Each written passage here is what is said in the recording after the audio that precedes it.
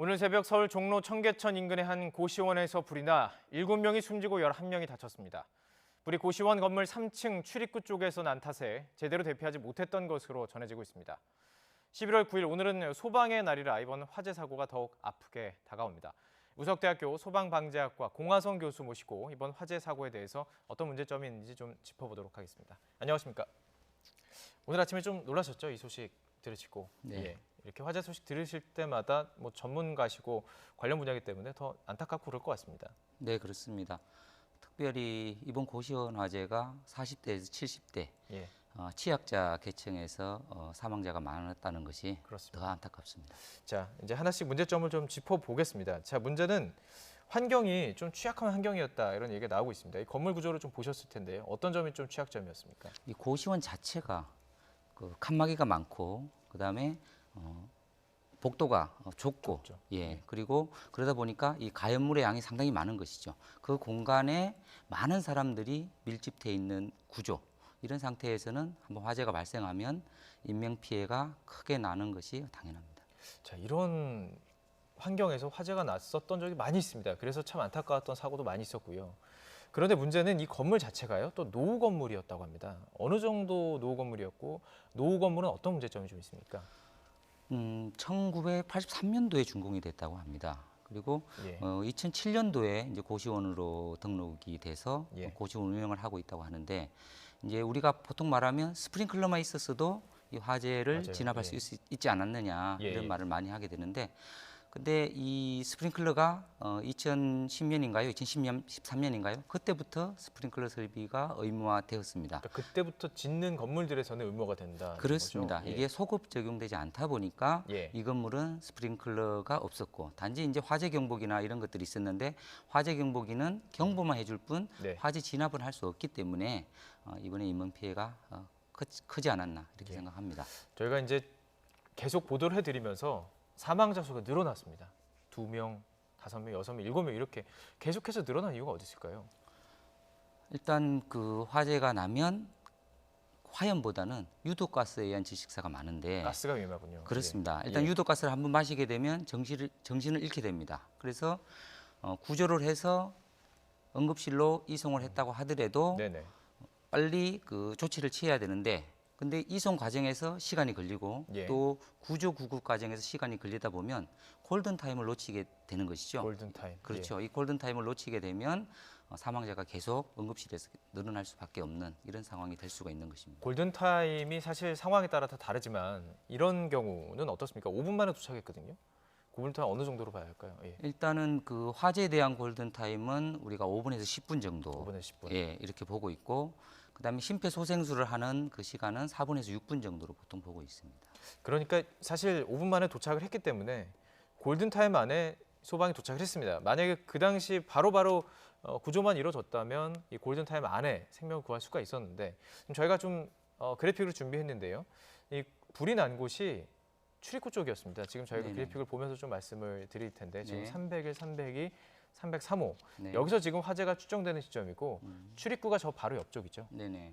그렇기 때문에 이 불 속에서 뛰쳐나올 수 있는 그 과정이 어려웠던 거죠. 네, 도착은 빨리 했는데 301호 그 입구에서 화재가 발생하다 보니까 진입도 어려웠고 건물 내부에 있는 사람은 대피도 어려운 상황, 이런 네. 상황이 발생해서 사망자가 많이 발생한 것으로 판단합니다. 어떻습니까? 화재 사고 있을 때마다 이게 지금 30분 만에 사실 불길은 잡혔는데, 이렇게 화재 사고가 있을 때마다 인명 피해가 컸던 과정 비슷한 패턴 아닌가요? 출입구에 불이 나고 좀 밀집 이렇게 작은 어둡고 작은 통로가 있는 곳, 이런 곳에서 화재가 일어나면 어떻습니까? 인명 피해가 좀 큰가요? 그렇습니다. 일반적으로 사실은 출입구가 화재가 발생해서 막히게 되면 반대편으로 탈출구가 사실은 있습니다. 뭐 왕관기라든가 옥상으로 대피하는 이런 맞습니다. 탈출구들이 있는데, 네네. 아직 시민들이 왕관기 사용법에 대해서도 잘 모르고 왕관기가 있는지조차도 또 모르는 경우가 또 많이 있어서 피해가 컸던 것으로 생각합니다. 그렇습니다. 자, 인명 피해가 참 컸던 그 과정들, 목격자의 이야기들이 좀 들어와 있습니다. 그 당시 상황을 좀 가늠할 수 있을 것 같은데요. 목격자들의 이야기를 좀 들어보고 당시 상황을 좀 추적해 보며 화재 원인에 대해서 좀 짚어보도록 하겠습니다. 목격자들의 이야기 들어보시죠. 이불을 뒤집어 쓰고 밖을 보니까 나갈 상황이 아니야. 뜨거워서 이쪽 저쪽 벌써 밑에까지 불이 붙었어. 맨 처음에 볼 때는 천장에 붙었는데 그때 밑에 불이 붙었어요. 그러니까 복도로 나갈 수 있는 상황이 아니야. 어? 이제 급한 대로 창문을 열었지. 열으니까 좋은 공기가 들어오더라고. 3층만 보고 있었죠. 다. 거기서 또 3층에 이제 늦게 깨어나신 분은 막 창문에 매달려서 막 뛰어내린 분 2분 봤고요. 근데 바로 또 소방차가 왔는데 또 빨리 와도 대응을 못 하더라고요. 불길은 크지 않았어요. 건물 워낙 작기 때문에 좀 답답했죠, 그게.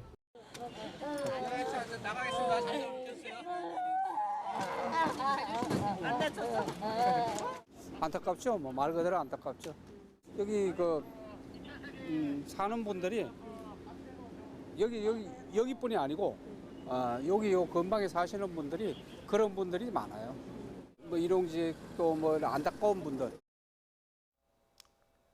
당시 상황을 좀 들어봤습니다. 안타까운 마음을 뭐 감출 수가 없는데요.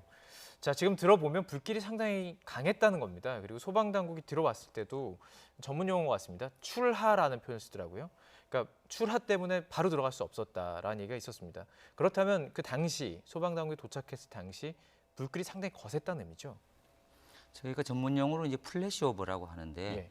화재가 발생한 이후에 5분에서 10분 정도 되면 실내에 화재 확산이 완전히 된 상태에서 창문 밖으로 창문이 깨지면서 불길이 밖으로 나가는 경우를 말을 합니다. 이렇게 불나면 이렇게 창문 밖으로 불길이 이렇게 그냥 정말 그 노란 불길이 빨간 불길이 보이는 네. 그런 거를 출하라고 하는 예, 맞습니다. 그러니까 그 상태가 됐기 때문에 이미 건물 내에, 그러니까 3층이 같은 경우에 이미 화재로 완전히 뒤덮여 있었다는 그런 상태가 될 수가 있겠습니다. 자, 그렇다면은 이 정도로 불길이 강하다는 거는 뭐 이제 조사를 해보셔야 알겠지만 원인이 어떤 게 있을지 이게 좀 다르잖아요. 불길의 크기에 따라서 네. 어떻게 추정하십니까? 예, 지금 원인은 이제 계속 조사를 하고 있고요.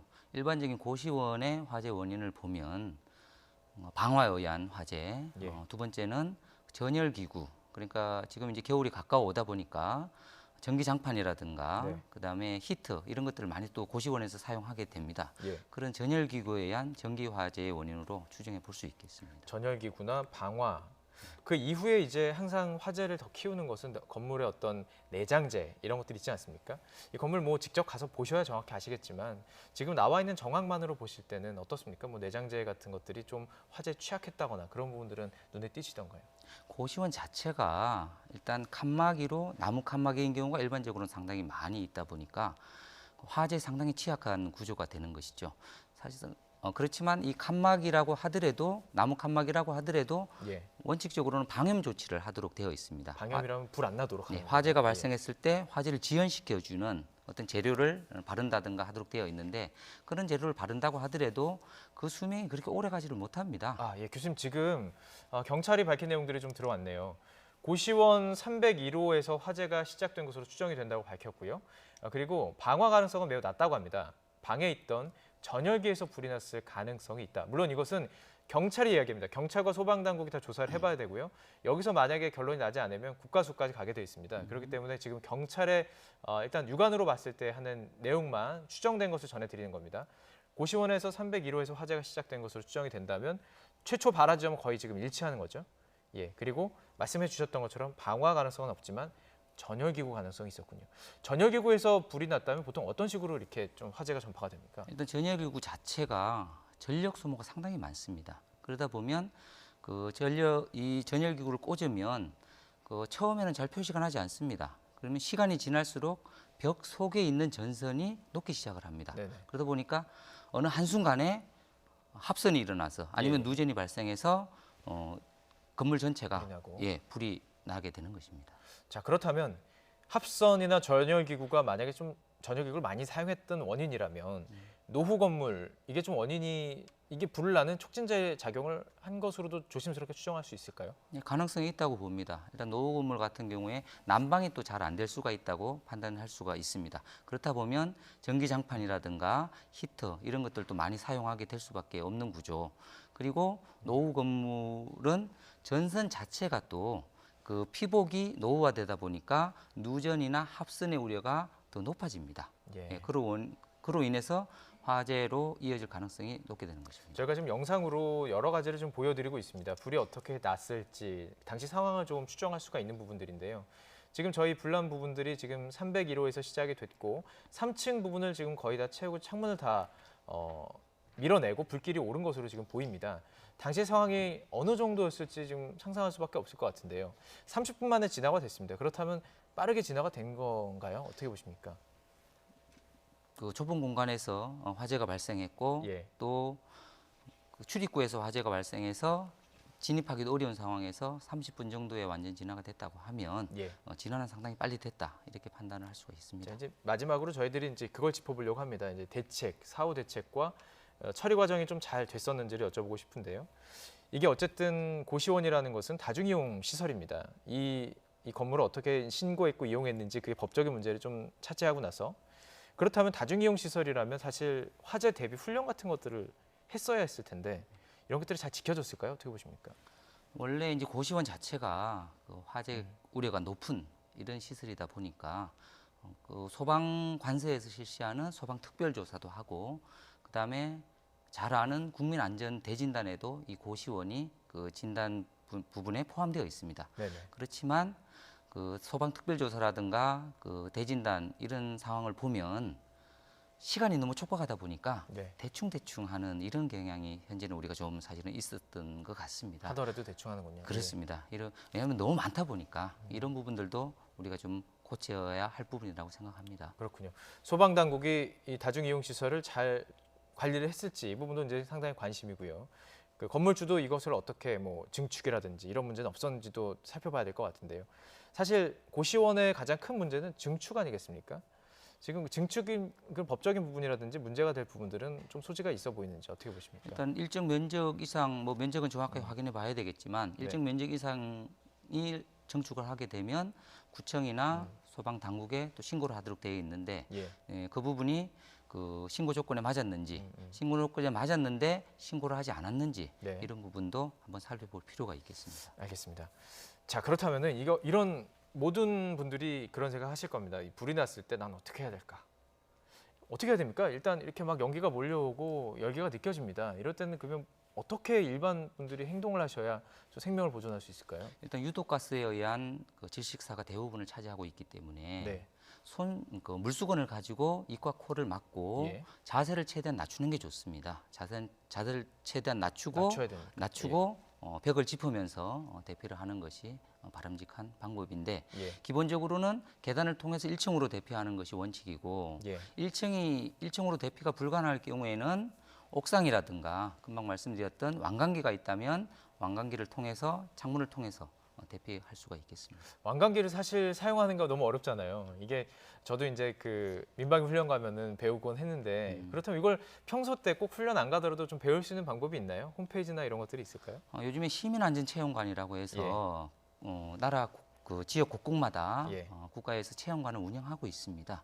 무료로 이용할 수가 있고 인터넷으로 신청만 하면 왕관기 사용법, 그다음에 직접 실습도 해볼 수 있기 때문에 많이 그 활용을 하면 좋을 것 같고요. 예. 아까 뭐 예비군 말씀하셨는데 예비군 교육에서도 최소한 왕관기 사용법은 실습을 의무적으로 할 수 있도록 이런 제도를 마련했으면 좋겠습니다. 그렇습니다. 제가 이 말씀을 드린 것은 이 화재가 난 곳에서도 왕관기가 있었다는 거 아니겠습니까? 그렇기 때문에 이걸 좀 발빠르게 대처를 했다면 좀 더 인명피해를 줄일 수 있지 않았을까 이런 좀 안타까움이 나와서 좀 여쭤봤습니다. 그런데 공교롭게 오늘이요 소방의 날입니다. 소방의 날에 이런 소식을 들어서 좀 더 착잡하셨을 것 같은데요. 네, 맞습니다. 7명 사망, 부상이 몇 명인가요? 11명. 11명. 네. 참으로 안타까운데 그나마 다행한 것은 소방관은 다치지 않았다는 부분에서는 그나마 좀 다행한 부분이 아닌가 이렇게 생각합니다. 예, 워낙 많은 화재 사고에서 뭐 자신의 몸, 생명을 아끼지 않고 정말 그 화재와 싸우는 소방관들이시기 때문에 이런 말씀 해주신 것 같습니다. 네, 오늘 말씀 여기까지 좀 듣도록 하겠습니다. 이 안타까운 사고 다시는 없었으면 좋겠습니다. 네. 네, 공화성 우석대학교 소방방재학과 교수와 함께했습니다. 고맙습니다.